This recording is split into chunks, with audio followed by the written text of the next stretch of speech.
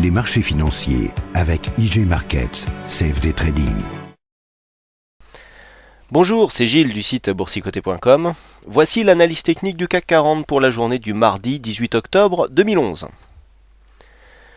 Avec aujourd'hui donc une séance de consolidation, puisqu'après l'avalement double que nous avons eu hier, nous avons ouvert sur un gros gap baissier, puisque je rappelle, le plus bas d'hier se situait aux environs des 3000, on était à 3149,93, et aujourd'hui donc c'est sur 3125,24, donc avec 24 points de gap que nous avons ouvert, avec donc un plus bas qui a été marqué à 3088,32, un plus haut à 3152,09 pour terminer en clôture à 3141,10.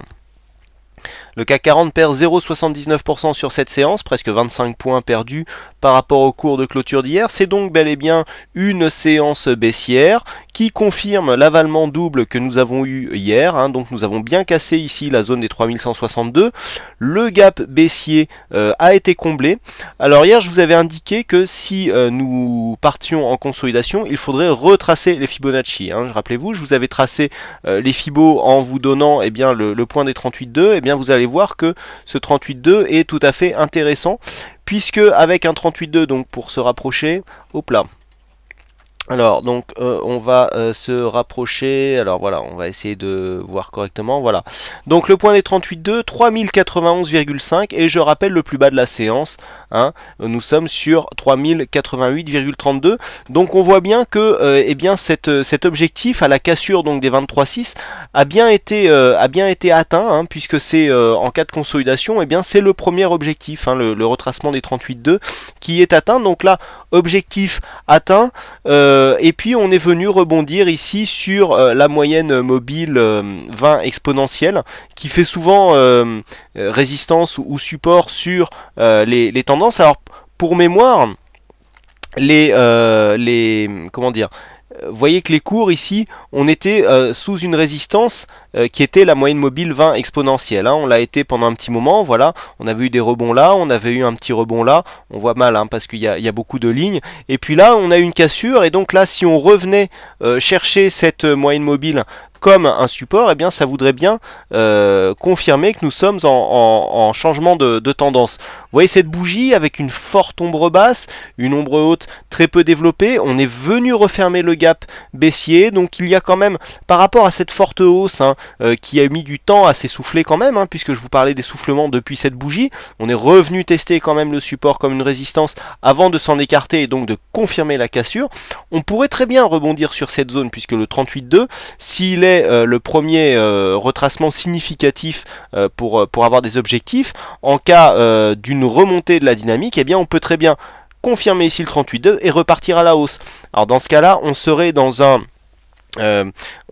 une configuration très haussière, puisque c'est les mouvements très dynamiques qui partent très dynamiques à la hausse, qui rebondissent sur le 38,2 et qui vont chercher des objectifs en extension.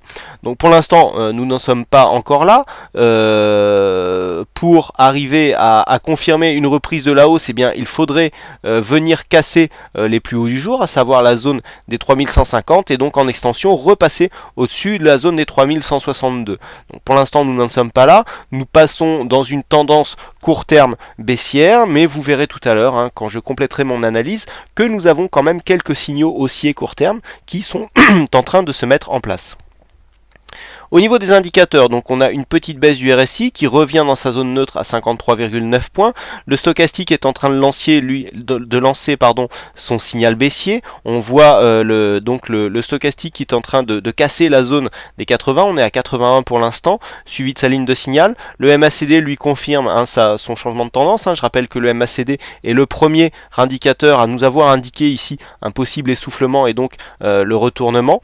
Au niveau des volumes, on est relativement stable. Alors, dans le cas d'une consolidation, je dirais que normalement, on peut avoir une hausse des volumes dans les premiers échanges, dans la première phase de consolidation, et ensuite les volumes baissent pour nous donner en fait un essoufflement, un peu comme là ce que nous avions eu au niveau de la hausse, où au fur et à mesure que l'on avançait dans la hausse, et ben les volumes baissaient. Là normalement consolidation, il y a beaucoup de prises de bénéfices et les volumes sont relativement forts, au moins sur les deux premières bougies de baisse. Là pas du tout, hein, on a vraiment une baisse relativement contenue, il n'y a pas vraiment de conviction baissière qui est apparue sur cette séance. On le voit bien donc sur les volumes qui sont relativement stables par rapport à ce que nous avons eu hier, avec même une baisse de la volatilité.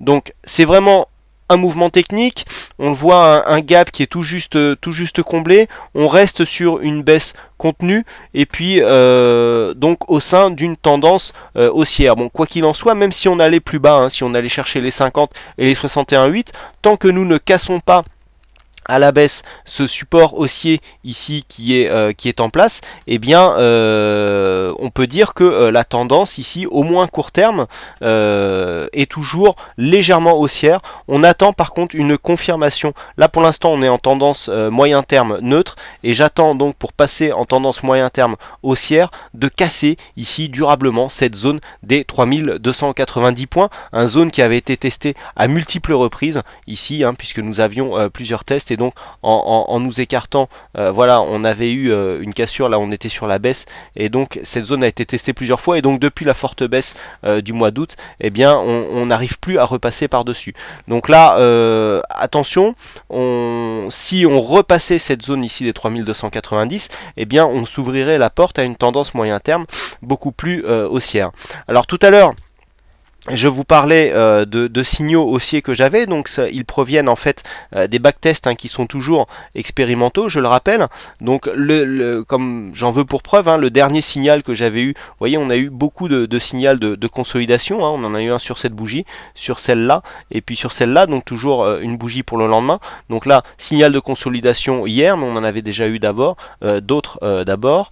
Là, on arrive sur ce signal, et là vous voyez, on a signal donc de fin de couverture et donc d'achat sur titre qui arrive donc à l'ouverture du lendemain. Donc ce sont des études statistiques, hein, je rappelle que ces backtests sont expérimentaux pour l'instant, donc eh bien à prendre avec des pincettes, hein, comme toujours, hein. Si on prend le dernier signal de couverture, vous voyez que là on s'était couvert sur environ 3140, hein, l'ouverture de cette bougie, donc on était à 3136, ici en clôture on est à 3141, et bien le signal de couverture n'a pas été très efficient. Et puis regardez, alors c'est pas un momentum, hein, c'est un indicateur que j'ai bricolé qui me sert à mesurer la tendance moyen terme du CAC 40. Donc là, tant qu'on était sous les zéros en négatif, eh bien ça veut dire que la tendance moyen terme était négative. Et là on repasse tout doucement dans le positif, ce qui confirme, hein, bien le retournement de tendance que l'on observe sur le CAC 40 et donc qui est en train de se remettre, je dirais, dans le bon sens. Alors oui, parce que je reçois beaucoup de messages, hein, qui me demandent notamment le codage de certains backtests, hein, comme les couvertures, achats, tout ça. Alors ça c'est des codages que je ne fournis pas pour l'instant, qui seront bientôt disponibles si la méthode et donc la stratégie notamment que l'on peut retrouver sur la stratégie action, hein, donc l'approche portefeuille avec couverture arbitrage. Les signaux sont fournis pour l'instant, donc vous pouvez les suivre et ils seront diffusés certainement dans un livre, hein, que je suis en train d'écrire et donc je vous ferai je vous donnerai plus d'informations très prochainement, mais pour l'instant, hein, ces indicateurs ne sont pas disponibles. Donc comment jouer cette séance? Eh bien si on croit au rebond, donc si on pense à un rebond sur les 38,2, on va dire que tant que le plus bas du jour, à savoir donc les 3088 ne sont pas cassés à la baisse, eh bien il y a possibilité d'un rebond technique. Nous avons ici cette oblique baissière en bleu, encore une fois, je me répète, elle est peu significative car les points de référence sont assez éloignés, mais enfin, on pourrait, si on avait un rebond donc sur cette zone qui nous emmenait sur une cassure haussière, on pourrait la confirmer comme étant finalement significative. Mais pour l'instant, il faut attendre de voir comment elle réagit, et là, nous n'avons pas encore assez d'informations pour en savoir plus.